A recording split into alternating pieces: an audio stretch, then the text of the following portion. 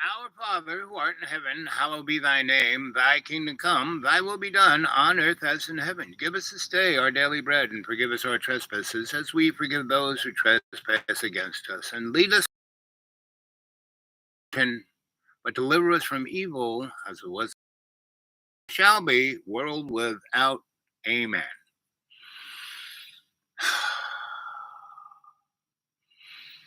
Breathe in, breathe in, breathe in. Take two big gulps in your nose. Hold it, and then conscious intent I am. Conscious intent I am. Conscious intent I am. Om.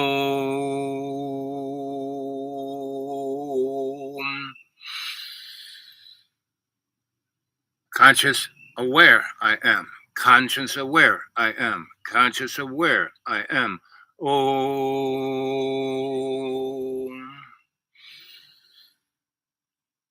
Conscious unconditional love I am. Conscious unconditional love I am. Conscious unconditional love I am. Om.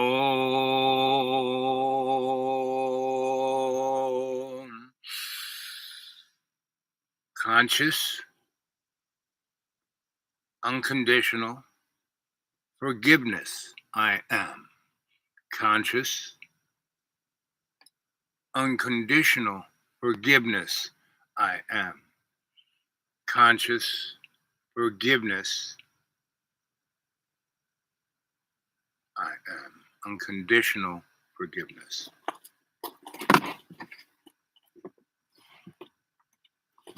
Uh, uh, uh.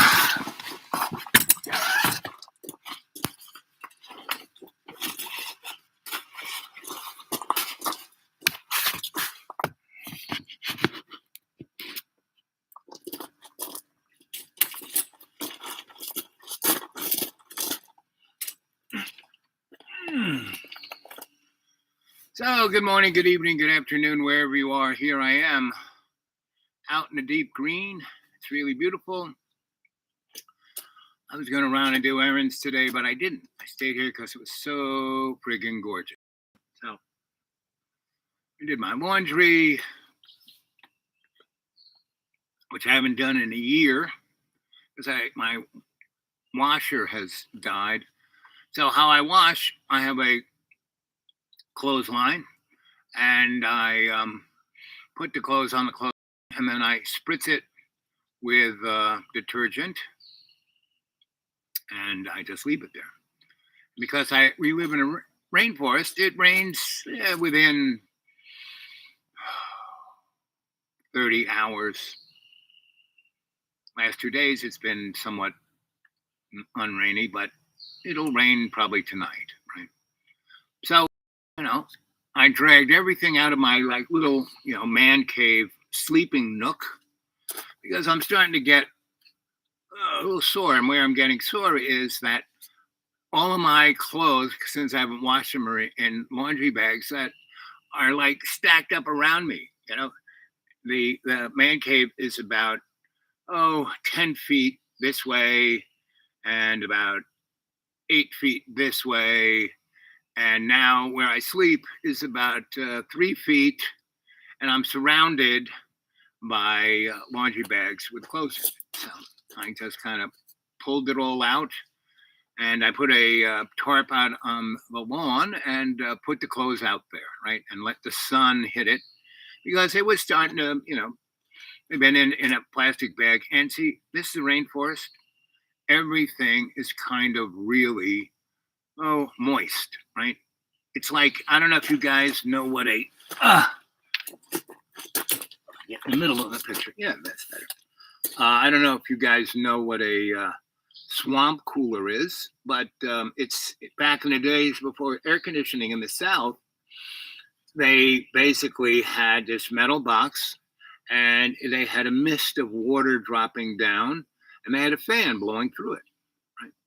And that was called the swamp cooler. And I'm old enough to remember those. My parents had a house in Florida, and I actually had friends in the South, in North Carolina, and in Georgia, and Savannah.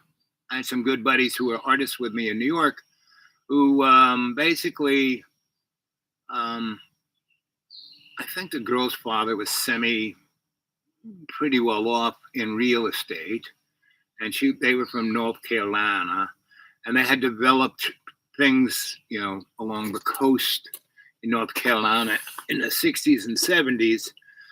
And he was doing pretty good, and like Hutchinson Island or whatever those island things are. And so, my buddy, her sweetie, went to art school in New York and were an artists in Soho with me. And they weren't going to hit the big time anytime soon, but they're pretty good. So they decided that they were going to go someplace that they lacked because they really weren't New Yorkers, right?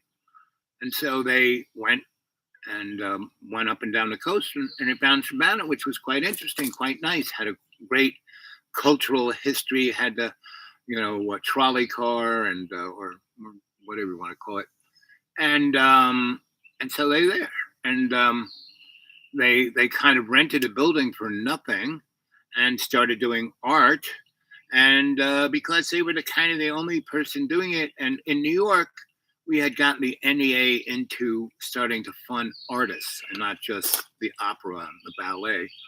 And so because we had some connects and they were our buds, we steered the NEA in their direction. And they were the only one there in that whole state. And that state had a arts council that really didn't do anything. And so they were just in the right place at the right time. And they got a pretty big grant. So they, boom, had a big art scene going on, which drew people. I went down there and helped them out and did my little fun thing and helped them, get things safe and adequate. And said, you should go for that building. Oh, now that one next, now that one next. And then once they were like getting funding for that, and I helped them write their grants to a place where they could own stuff, that's when her father came in and said, wow, we can just buy this. And they did. They bought up Savannah. And they became the Savannah School of Art or whatever they call themselves. And that's who owns it. And that cultural hub of that school. And they weren't like some, whoa, we're going to be a school. I mean, they were, but they were more like a community. They were more like Soho and Tribeca, because that's where we lived when I knew them. And so that's what they kind of modeled their thing that they were going to do. And it was great because it was that downtown stretch, and then there was that stretch that went out into where it used to be where the fishermen were, but it was starting to be where tourists went because it was water and interesting. A couple people had a couple bars, and that's where they have the St. Patrick's Day thing. And but that main drag where the shops and stuff is, which was just boarded up, had arms going out into somewhat business of like, like where this was, which no longer was, right? So no longer was, which there was a theater that was, because that place was a pretty hot spot from the 40s until 1940, right? So cool, and each of those arms, they were like avenues. They were 2-lane roads with a really nice green way in the middle, which is where the trolley kind of ran, right? And so it was, there were not a lot of cars there. And town fathers were already heading towards, tourism and trying to rebuild their economy, because between 1940 and when those guys showed up in 80 or 70 something, it was a depression. They weren't doing anything, but they were trying to think outside the box. And when these guys showed up, they were happy to like sell all this stuff for 10 cents on the dollar, especially when they was set up as a non-profit, right? And having daddy with all the millions in the back that he could dump and win for everybody. And so I guess it was It was in 80, 82, I guess. 81, maybe 78. Maybe 78 is when they got there. 78 was kind of when I, a coach that uh, dealt with Chinese people, moving them around. And one of the places they came from was that bus went straight from Roanoke, Virginia to New York City. There's another one that went straight from Charleston to Virginia. And there was another one that went to, or maybe Orlando, or maybe even the capital. I'm not quite sure, but someplace there in good old Savannah. So I used to take that bus. It was really great. It would leave around 4 in the afternoon and get into Savannah around 9 a.m. And they stopped at 2 really nice places for about. And there were very interesting people not your average stupid white person who's but Filipino. And so it was quite. So I did that a lot, to the point where, and it was like 3 or 4 buses. They got to know me and got to like me, and like the fact that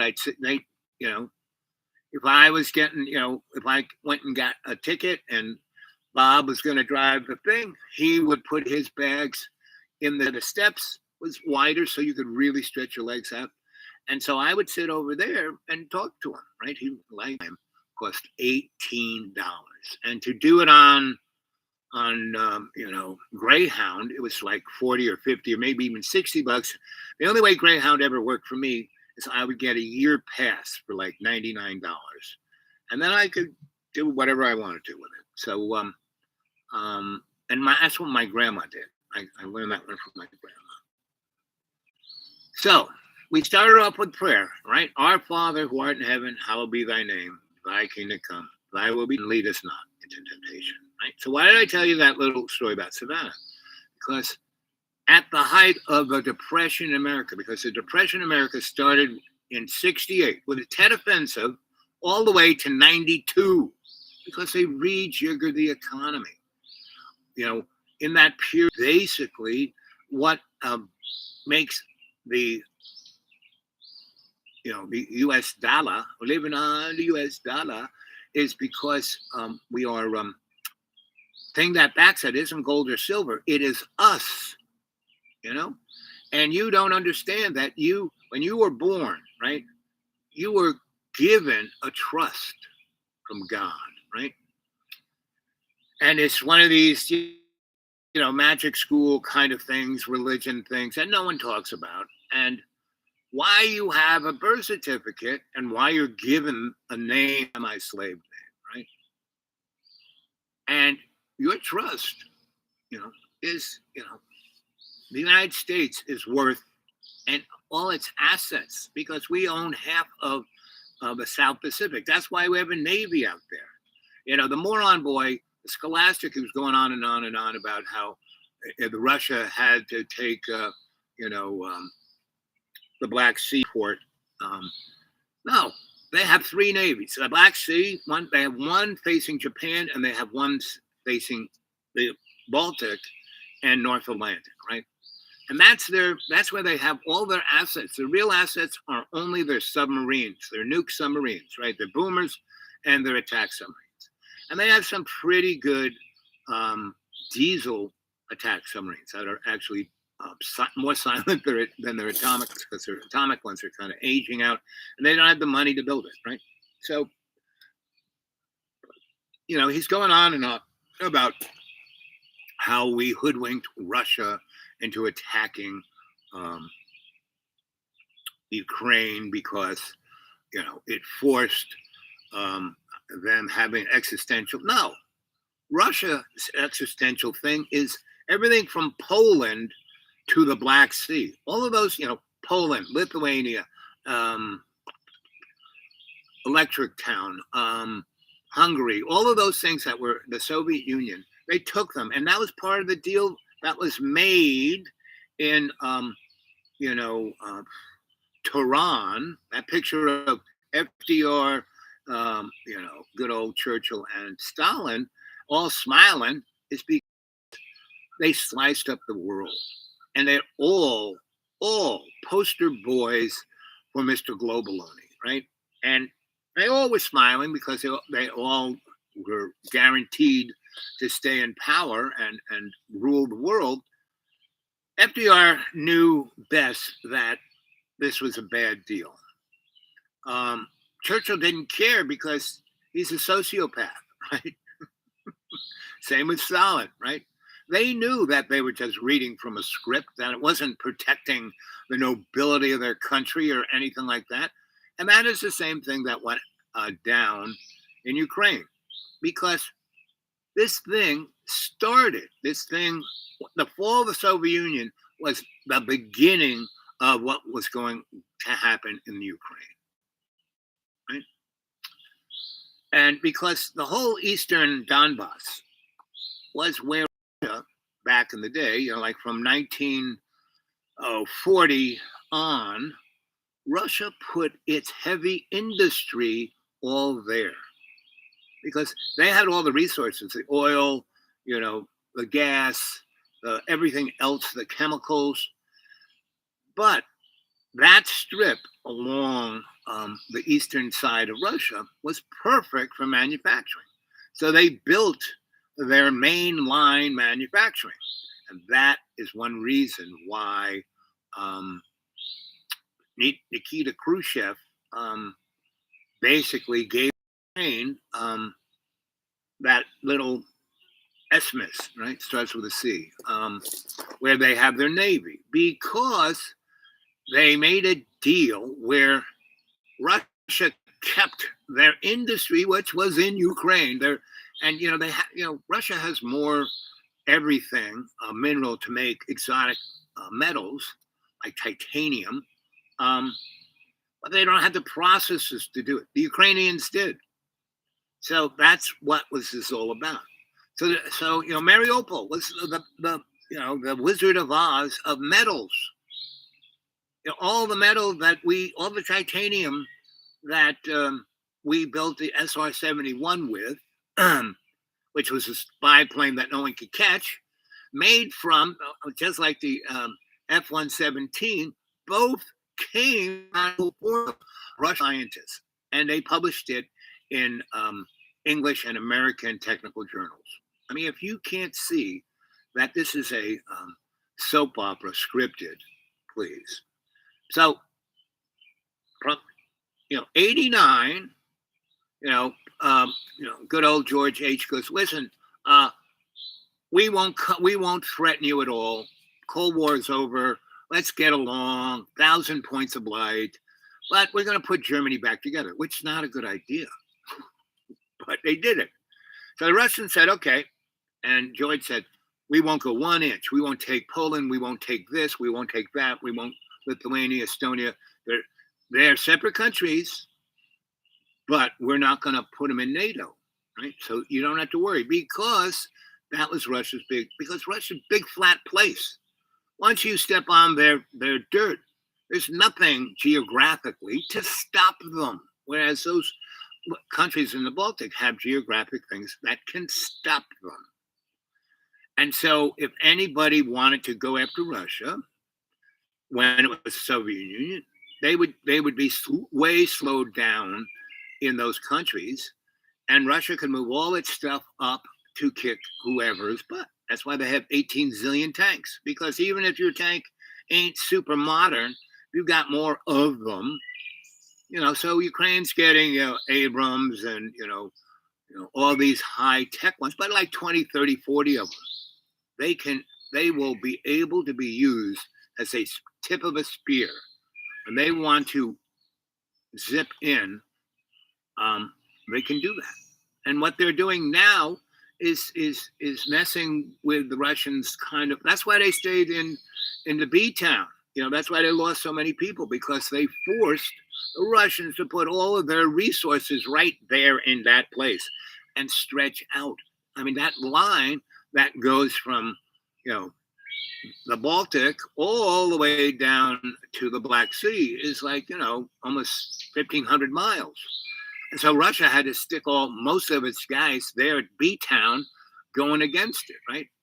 and it whittled them away. Yes, Ukraine lost a lot of guys, right? But it's a matter. First of all, Ukraine can never win this war. All it is a matter of how much Russia gets whittled down, right? And with all of the restrictions on it, that's it. And see, Taiwan, so you have to realize about Taiwan and China. China, yeah, so they got an 800 ship navy or whatever, but it can only go 400 miles. Yes, from China to Taiwan is only 150 miles. Still takes 9 hours to go right from there to there. And to get everybody ready, and they only have 8 landing craft that can put soldiers onto Taiwan. 8. That's it. 8. That's all they got. 8. So if China's going to go after Taiwan, logistically, they don't have bases right there. They're going to have to start moving things from all over the place to bring them up to 2 ports, right? And once they start doing that, we got satellites up there. Taiwan has satellites. Taiwan has a space industry. Taiwan has nuclear reactors making plutonium. Taiwan can have nuclear weapons on the tip of a missile within a weekend. They may not have them now, but they got all the parts, every which one. Zing! Like I said, they can have deliverable nuclear weapons on the tip of a very accurate missile, probably in a weekend, right? So, bottom line, what's going to happen? This is if America's smart. Lao Tzu says, whenever you have a war, never fight it on your opponent's home ground. So if to bring, our Navy there, if we were to bring the good old Gerald Ford there, yeah, that's a nasty piece of work, but it's a big target. And even if China had to waste half their Navy to go after Gerald Ford, they would do it. Anyway, so if America's smart, they would do what they're doing that China gets all its food and fuel, right? And these corridors are untouchable by China, right? So if the United States stayed there, right, they would be able to keep China from getting any fuel or food, right? It's starting to rain. See, it rains pretty much almost every day. So right now, my clothes are getting washed, but I'll still sit here until it gets rainy enough where I'm being bothered by. Right now, not so much. That's the first drop that hit me. Anyway, so if you can't see that all of this, so Scott Ritter and that Colonel and all those people who are on YouTube going on about, how we have been playing Russia, blah, blah, blah. We're the nasty ones because we hook them. Russia didn't have to attack. If Russia was smart, they would have put all those guys on the border and stayed there, right? And just, we're coming, we're going to, you better change. We want this. Let's do that, right? And then if they still got ignored, then they would just go in to where they already were, where the little green men were, right? And just stay there. But when they, and I saw this in 2014, when they took Crimea and they just waltzed in and took it. But they also went to 2 other little countries and took them, and because they were part of Russia. And those little countries that had no kind of military, it took Russia like 6 months to, it wasn't like a cakewalk. They didn't just go in there and take the place. So,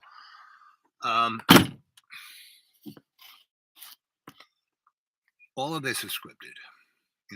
COVID, whether COVID was, engineered or whether it came from a bat, didn't matter. It's how it's used, right? All of these things, I mean, they're always pandemics going on.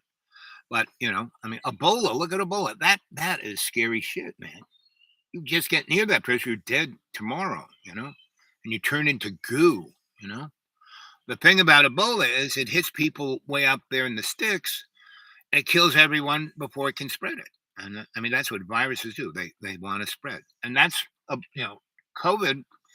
That virus was really a happy virus because didn't really kill you. Yeah, it killed some people. Anybody who was really, you know, not healthy or old, had compromised systems, they could die. They wouldn't necessarily die. I knew a lot of old people who had a lot of wrong things with them, and they got it. And it's like a bad flu. And this is before the jab. Anyway, so our Father, meaning the cat who made everything, right? And they talk about this Trinity thing, right? Father, Son, Holy Ghost, right? And it's three separate things, but they're all one thing. They're all God, right? It's God the Father, right? You read it, you got to realize the Bible is a tool. It's not a litigant. It's not a law book. It's not a rule book. It's not a owner's manual to getting into heaven. It's not, you know, uh, the art of the deal. No, it's you read it and read it. You have to read it all. I have 4 or 5. Where's my copy here? I got one in the car someplace. Somewhere. Wait a minute. Come on. Oh, here it is. Right in front of my nose. And that's where everything is, guys. Right in front of my nose, right? You know what the Bible. You know what that means? You know what that's translated into? The book. You think they get a better, more interesting name? The book, right? What is the first? I don't have my reading glasses, and this ain't my big print. This is my little print. I don't know, this is your average print book, right? This is my little one. But the first book in the Bible is Job, right? So yesterday, and we are like Mutt and Jeff, and we go around the 3 counties, and everyone knows him. He runs it, but he's not like the Chamber of Commerce or the mayor or the county commissioner. No, they have to go to him to get their blessing. They have to kiss his ring, right? And he is what's really great about him is that he doesn't represent any ideology or any group. He's just there to help everyone. He's like God, but he's not. He's not even part of the Trinity because he's unless it's not a Trinity, but the fourth one, and then the fourth one's over here, and this guy over here is like the goofball. He's like Harpo Marx, and he's like when I got really he never went super hedonist. He just had a good time, and then he let it get. I died, and then saw Jesus and got the 411, and I stuck around and talked with him in my life review, and they wanted me to go back.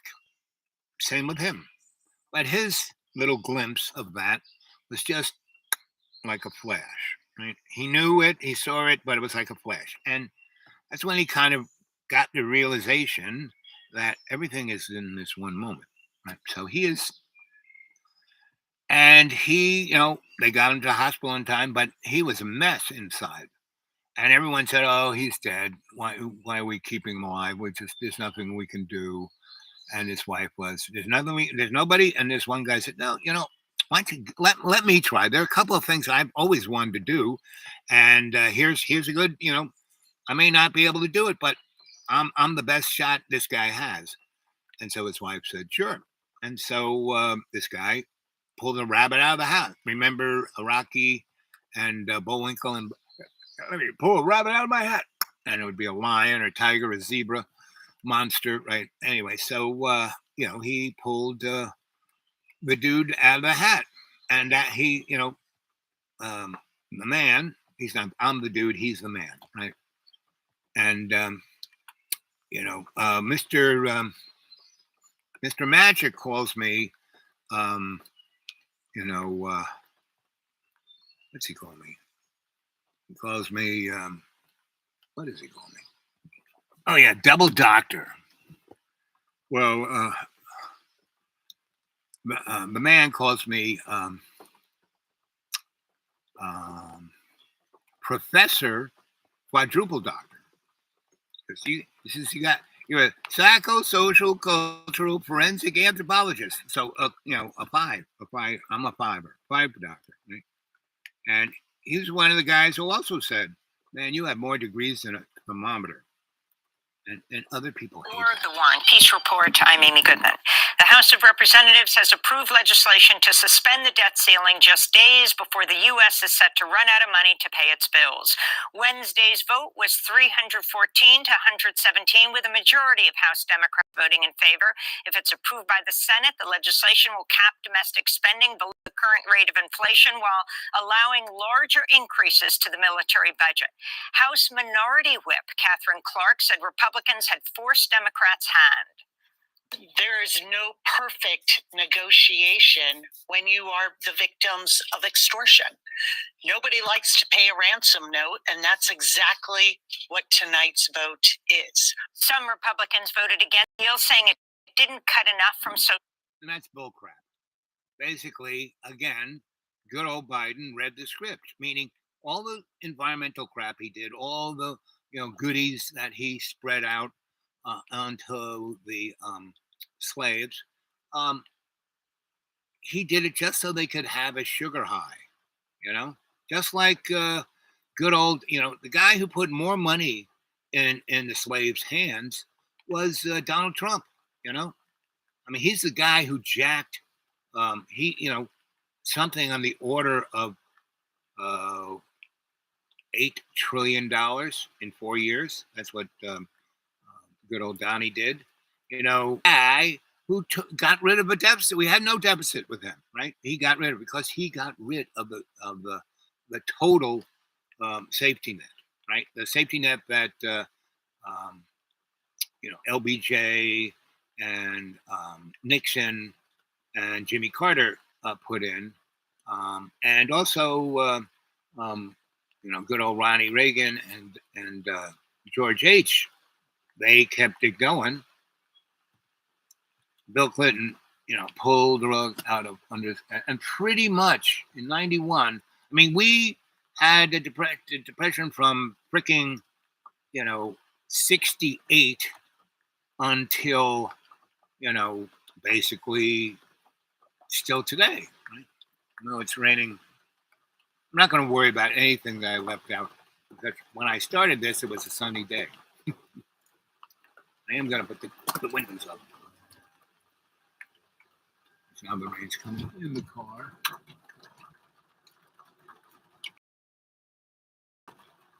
Okay. Can you hear the rain?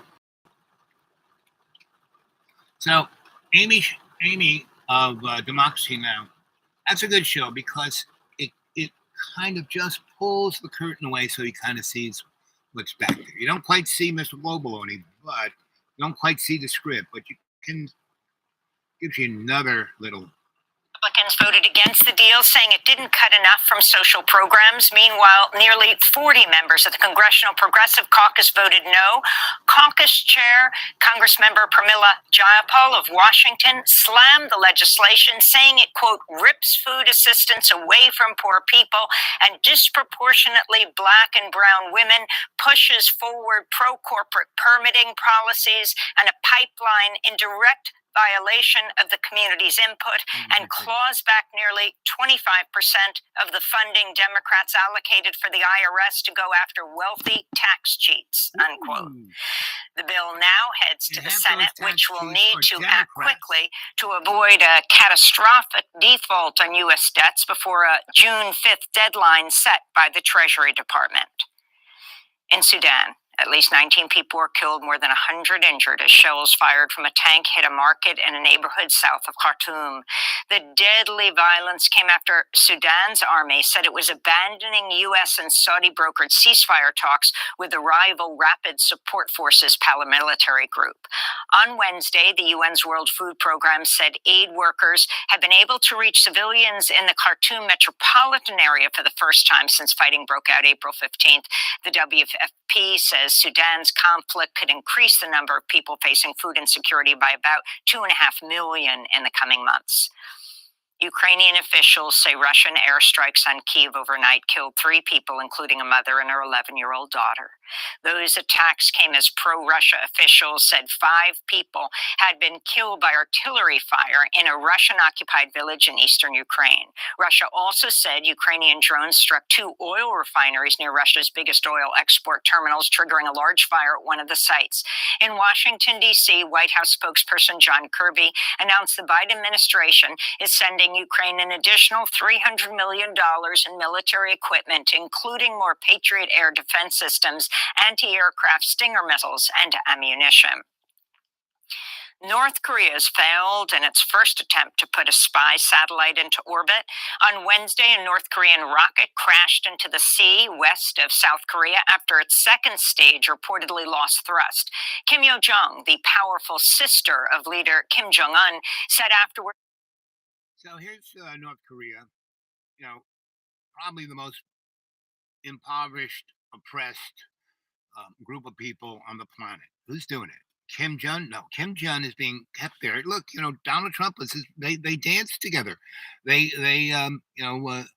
sucked each other's tongues together and other things. And it was just he wrote me such beautiful letters of love.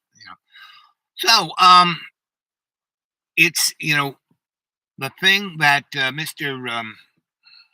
guys who could have had nuclear weapons but didn't were Saddam of Iraq and good old Colonel Gaddafi of Libya, right? Not Libya. Libya? Is it Libya? Maybe the L state. But anyway, that guy did more for his people than anybody, And because he realized, first of all, he said, we're not just going to let the Europeans take our oil out of the ground and just give us pennies. We're going to drill the oil ourselves. We're going to develop a technology ourselves. We're going to have an infrastructure our own. We're going to have a support industry so people can have jobs. We can educate people, right? So he did. And that was one of his first things. And that brought, that country was making all the money for the product, right? And they had this thing called, I think it's called Libyan sweet, meaning it was oil that was almost gasoline, right? And so they would deliver it straight to Europe, straight to this guy, straight to that guy, and get the best coin for it. But way better than Saudi Arabia or any of the other morons, right? So then he realized, well, we have this technology of drilling. We don't have to just go for oil, which was like almost close to the surface. They went deep, deep, deep, deep. If you read the Bible and in the beginning, and they go on and on about, and the seas were here and the waters were there and there was the firmament was there and this. You have to realize that this is a book, and all this is a tool. This is like a hammer. You read it, you get insight.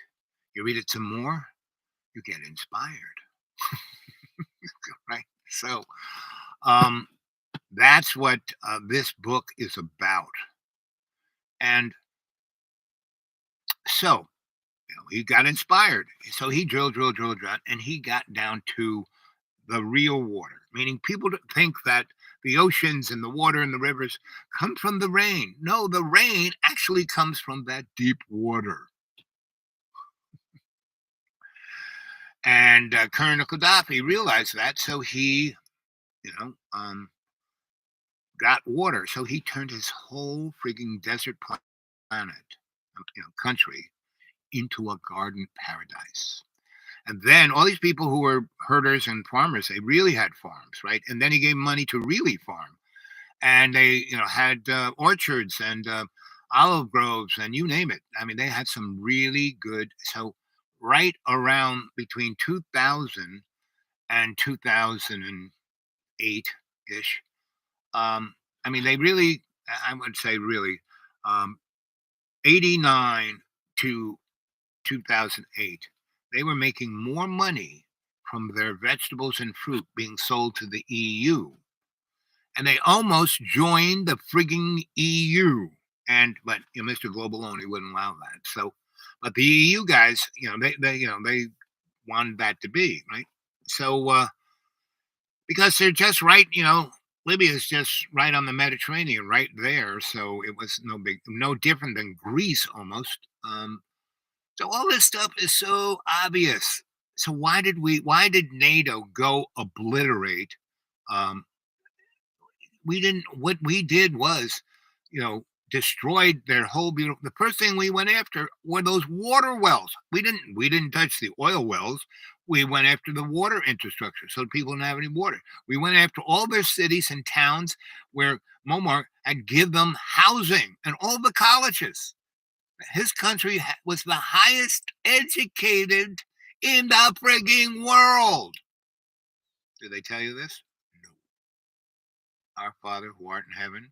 Heaven's right here. We are up to making it. Muammar did.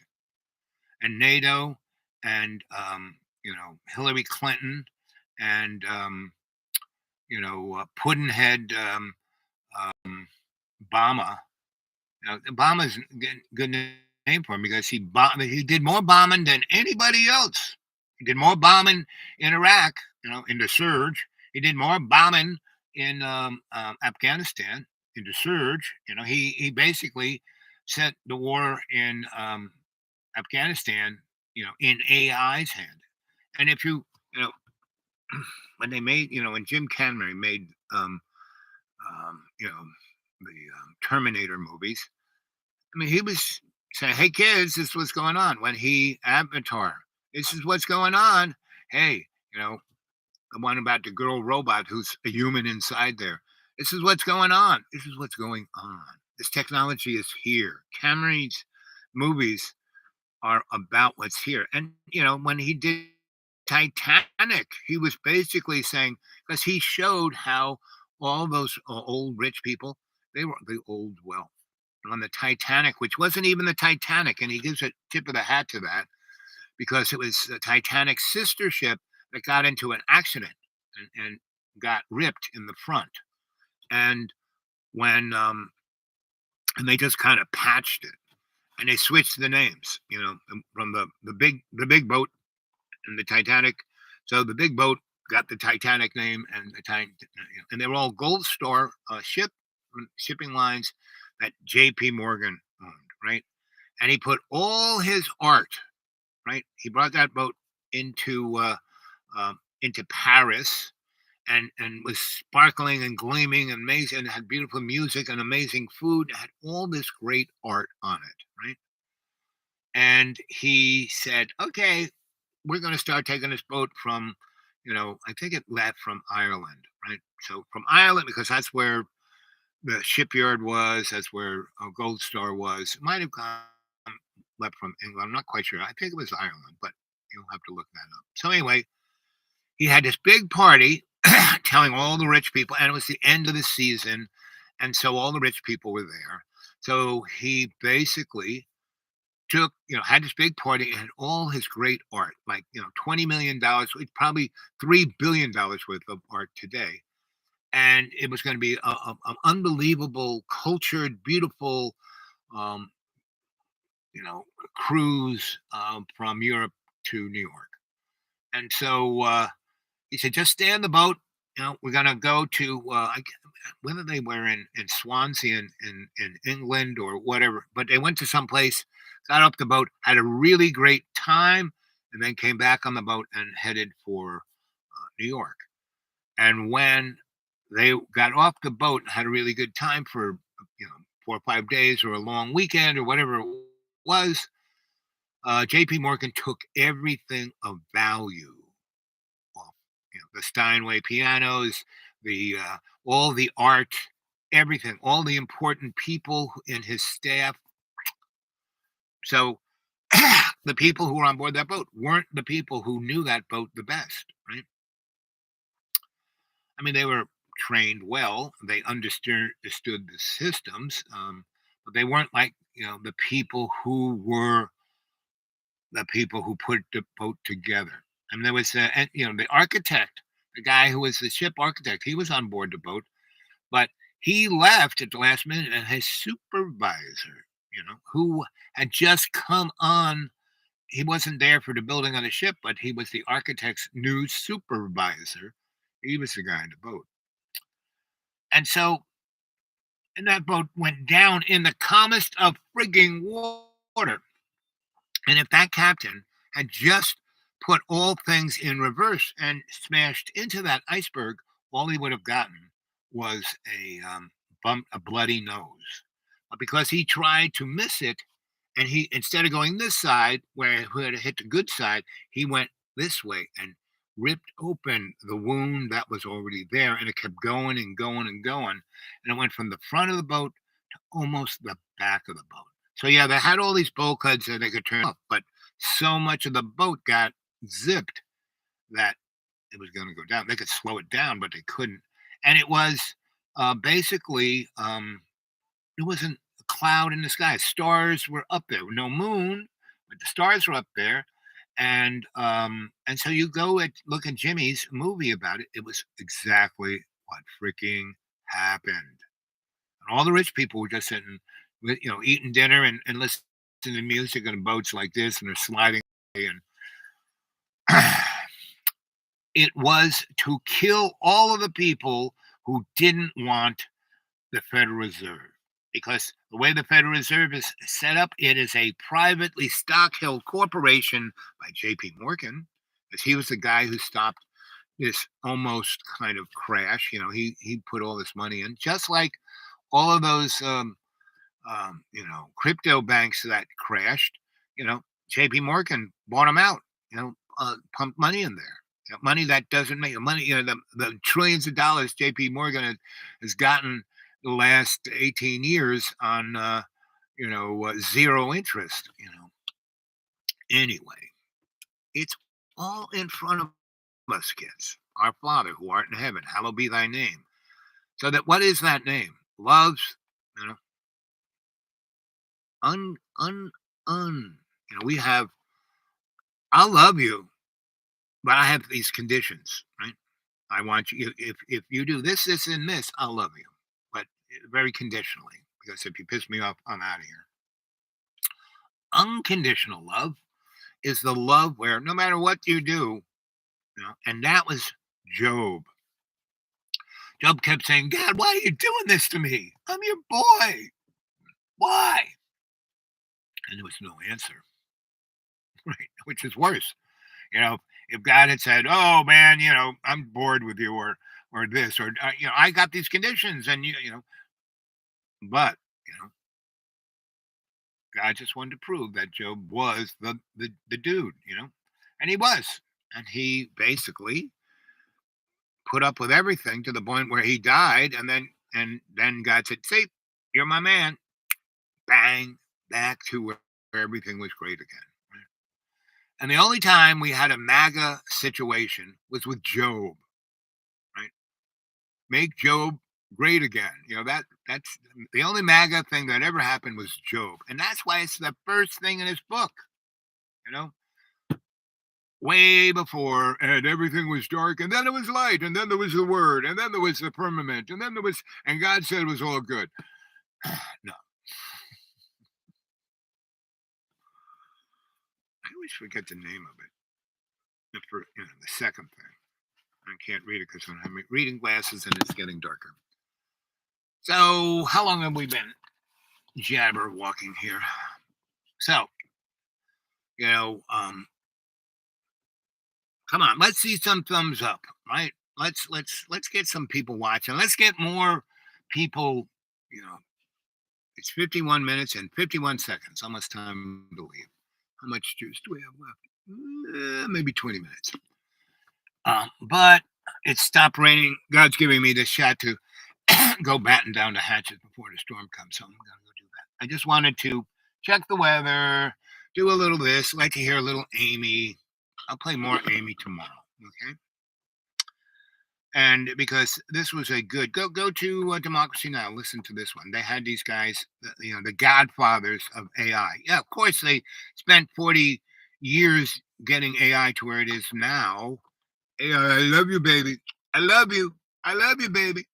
Remember, the only person who loves you is your Al Bob. Really.